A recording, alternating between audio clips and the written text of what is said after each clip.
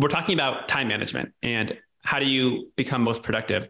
I wanted to talk about how that links up to broader career growth. So I think a lot of the framing that we've had in the conversation is like, hey, how do I get a lot done this week, today, for this particular project? Mm-hmm. I'm curious, how much time do you spend in a given week about broader career goals? Like, hey, in the next year, the next 2 years or 5 years, here's where I want to be. Maybe another way of framing the question is how deliberate are you in spending time with the longer term career ambitions that you have? Yeah, I think that's a great question. I think I have a nuanced answer here. So maybe bear with me. But the way that I approach things is I work backwards from the lifestyle that I want to have. Right. And so, I want to be a really high level tech IC. I want a YouTube channel. I want to be present for my family. And generally have, a sort of like comfortable day. Like that's what I want for my life. Right. And I spend a lot of time thinking about that. Do I want to, maximize, my income? Do I want to go into management? Do I want to, retire early? That sort of stuff. And I'm constantly thinking about that stuff. But I think about, those sort of like lifestyle things as a strategic sort of thing, right? It's directional, right? There's no destination there. Right. It's just like I'm on a ship and I'm going on a specific vector and I'm asking myself, like, am I pointed in the right direction? That's the sort of like strategy bit of it. And I'm sort of like constantly thinking about that. Right. And so like, am I going in the right direction? When you talk about planning is I think at its core, it's a tactical thing. A plan is a concrete set of steps, timelines, milestones, and objectives. Right. And when I'm doing planning, like goal setting, I want to make sure that those goals are sort of aligned with my long-term strategy.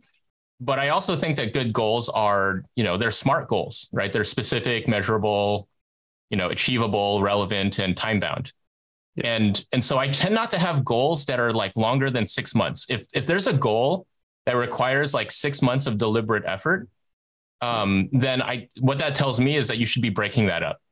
Right. And the reason being is like, I don't have any sort of like resolution for what I'll be doing in 6 months to a year.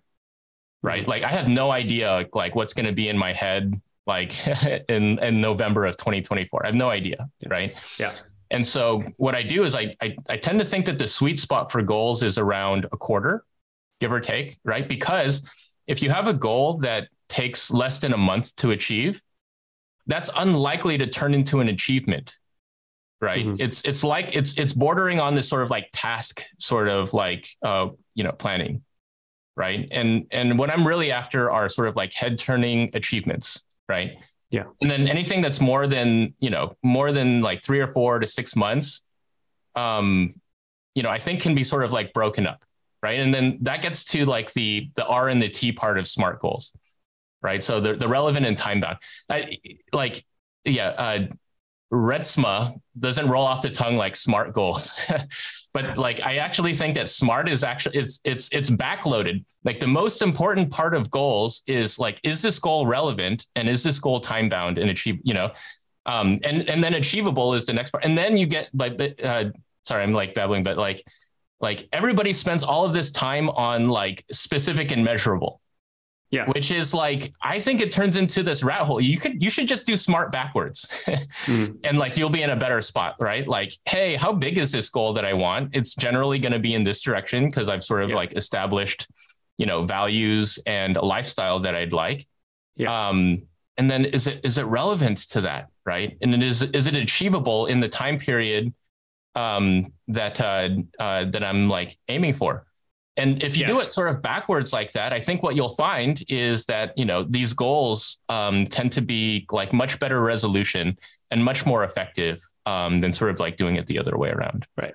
And this is such an important point because I think what you're saying is it's really critical to look at the quantum, like the unit of time through which you plan goals, right? So like with Taro, for example, I talk to engineers all the time and they ask me like, hey, in 5 years, do you think it'll still be good to be an Android developer? Like, should I start doing Android now? So 5 years from now, and like, I tell them like, I have no idea what the world will look like 5 years from now, let alone if Android will still be relevant, right? So thinking about your career, and it sounds like you agree, like I don't think about my career like what's going to happen 5 or 6 years from now. I think, well, hey, what can I do right now in the next 3 months or 6 months maybe to really make meaningful progress toward what I want to achieve.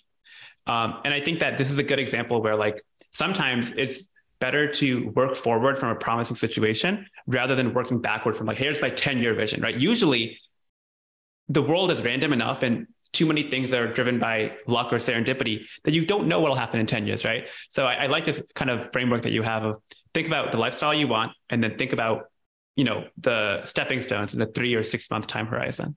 Yeah. And so, your original question was like, how much time should you allocate to planning? And so again, I think of planning as a very tactical thing, right? And so because my goals are generally around like the 3 months sort of, like time duration, I think that, 5 to 10% of, the effort that you put into a goal should be spent on planning, right? So the 3 month thing is like wall clock time, right? That might not be the actual amount of effort that's put in, but suppose you have like something that you scoped out to be like 40 hours of work, right? I think it makes sense to spend like 2 to 4 hours thinking about like what actually you would need to do to achieve that goal. And then like layering that into like your schedule for the next couple of weeks and months, and then figuring out like whether you actually have the things that are necessary to achieve that goal. Mm-hmm. Right.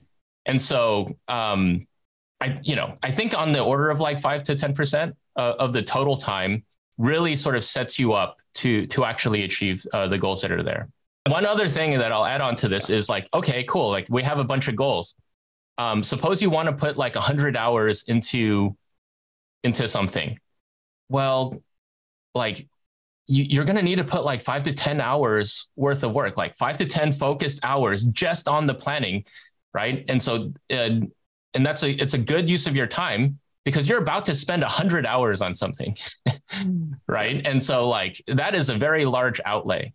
Right. And so anything that you can do to make sure that 100 hours is not wasted, that's a really good investment.